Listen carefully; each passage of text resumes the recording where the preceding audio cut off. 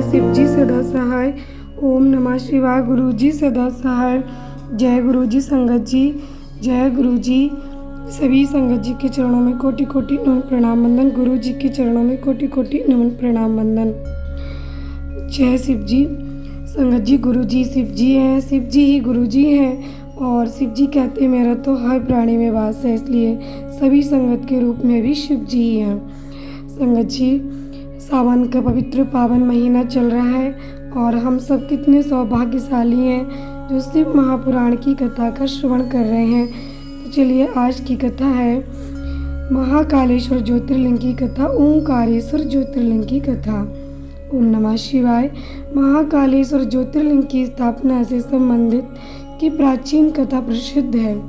कथा के अनुसार एक बार अवंतिका नाम के राज्य में राजा वृषभसेन नाम के राजा राज्य करते थे। राजा वृषभसेन भगवान शिव के अनन्य भक्त थे। अपनी दैनिक दिनचर्या का अधिकतर भाग वे भगवान शिव की भक्ति में लगाते थे। एक बार पड़ोसी राजा ने उनके राज्य पर हमला कर दिया। राजा वृषभसेन अपने साहस और पुरुषार्थ से इस युद्ध को जीतने में सफल रहा। इस पर पड़ोसी राजा ने युद्ध में विजय प्राप्त करने के लिए अन्य किसी मार्ग का उपयोग करना उचित समझा। इसके लिए उसने एक असुर की सहायता ली। उस असुर को अदृश्य होने का वरदान प्राप्त था। राक्षस ने अपनी अनोखी विद्या का प्रयोग करते हुए अवंतिका राज्य पर अनेक हमले किए। इन हमलों से बचने के लिए राजा वृषभसेन ने भगवान शिव की शरण लेनी उपयुक्त समझी। अपने भक्त की पुकार सुनकर भगवान शिव वहां प्रकट हुए और उन्होंने शोमी प्रजा की रक्षा की।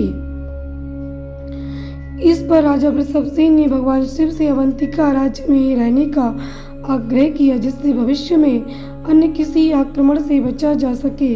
राजा की प्रार्थना सुनकर भगवान वहां ज्योतिर्लिंग के रूप में प्रकट हुए और उसी समय से उज्जैन में महाकालेश्वर की पूजा की जाती है। ओम नमः शिवाय। संगत जी, हम सुनेंगे दूसरी कथा, ओंकारेश्वर ज्योतिर्लिंग की कथा। एक बार विंध्य पर्वत ने भगवान शिव की कई माहों तक कठिन तपस्या की। उनकी इस तपस्या से प्रसन्न होकर शंकर जी ने उन्हें साक्षात दर्शन दिए और विंध्य पर्वत से अपनी इच्छा प्रकट करने के लिए कहा। इस अवसर पर अनेक ऋषि और देव भी उपस्थित थे। विंध्य पर्वत की इच्छा के अनुसार भगवान शिव ने ज्योतिर्लिंग के दो भाग किए। एक का नाम ओंकारेश्वर रखा तथा दूसरा ममलेश्वर रखा। ओंकारेश्वर में ज्योतिर्लिंग के दो रूपों की पूजा की जाती है। ओंकारेश्वर ज्योतिर्लिंग से संबंधित अन्य कथा के अनुसार भगवान के महान भक्त अम्बरीश और मुचुकुंद के पिता सूर्यवंशी राजा मानधाता ने इस स्थान पर कठोर तपस्या करके भगवान शंकर को प्रसन्न किया था। उस महान पुरुष मानधाता के नाम पर ही इस पर्वत का नाम मानधाता पर्वत हो गया। ओम नमः शिवाय। शिव जी सदा सहाय। ओम नमः शिवाय। गुरु जी सदा सहाय। संगत जी, आज की हमने शिव महापुराण कथा में 2 अध्याय कंप्लीट किए, महाकालेश्वर ज्योतिर्लिंग की कथा और ओंकारेश्वर ज्योतिर्लिंग की कथा।